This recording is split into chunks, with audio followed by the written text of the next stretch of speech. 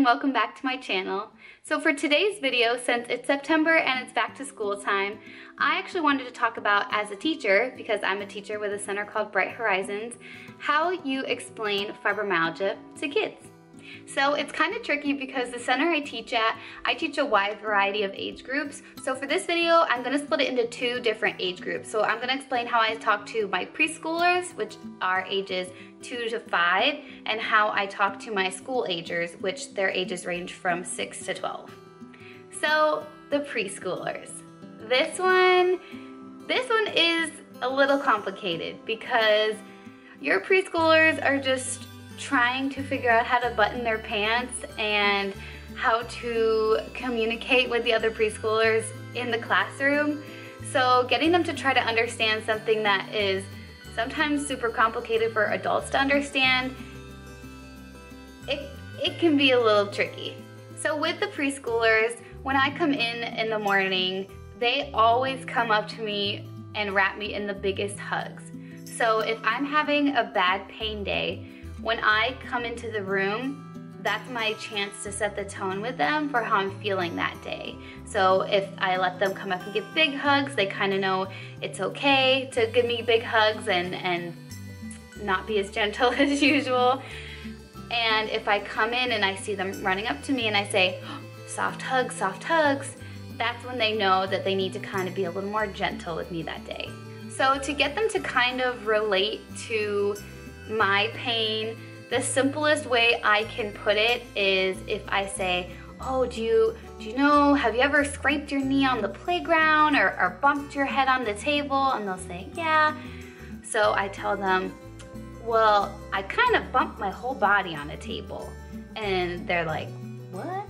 I say, oh, well, it's like I bumped my elbow and I bumped my head and I bumped my hip, and I kind of make it funny, which I don't know if that's the best route to go, but I think they understand because I really haven't had an issue where any of the preschoolers have been too rough on me, because for some reason, like, I feel like they can sense it almost.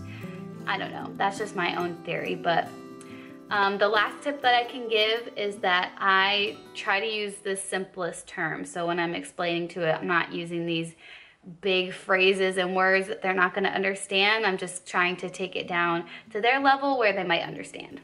So for the school agers, this one is actually a lot more fun to do for me because honestly at this age, the 6 to 12 age, especially the younger ones like kindergarten to 2nd grade, they're so curious about anything. So when we have like a morning meeting and I notice that there's new kids, or I just want to let them know how I'm feeling that day, because I think one of my #1 tips is just be open and honest with kids and just let them know how you're feeling. And even if you think they don't understand, just lay it out for them and see what happens, because I guarantee you they will get it.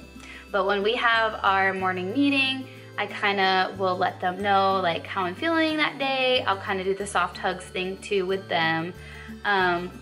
But it's fun to explain to them in a more scientific way what's going on in my body, because to see their eyes widen and be like, what's happening in your brain? I go, listen. So for the school agers, I kind of do the same analogy where I'm like, oh, you know, if you've ever stubbed your toe, when you stub your toe sends a signal up to your brain letting it know it got hurt, and your brain is sending a signal back down to your toe to say, yep, okay, got it, we're hurt.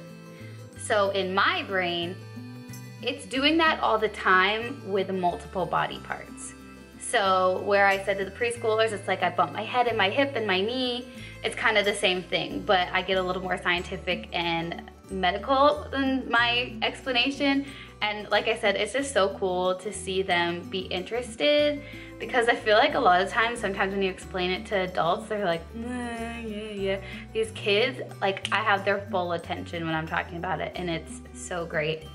And they're so kind and loving and caring with being gentle. Like if they accidentally get too rough or bump into me, they're like, oh, I'm so sorry, Miss Caroline, I didn't mean to, and it's totally fine. But I really love getting to learn the best practices when it comes to explaining fibromyalgia to kids, because it just helps other advocates, other people with fibromyalgia, maybe explain it to their kids, or maybe young people with fibromyalgia might have siblings and they can explain it to their younger siblings, because I think it's important for everyone around you in your life to know how you're feeling. And like I said, just being honest with them is, I think, one of my best tips for explaining it to kids. Obviously with preschoolers, you can be open and honest and they might not totally grasp what you're saying, but at least you said it and it's out there and it's kind of like a release for you.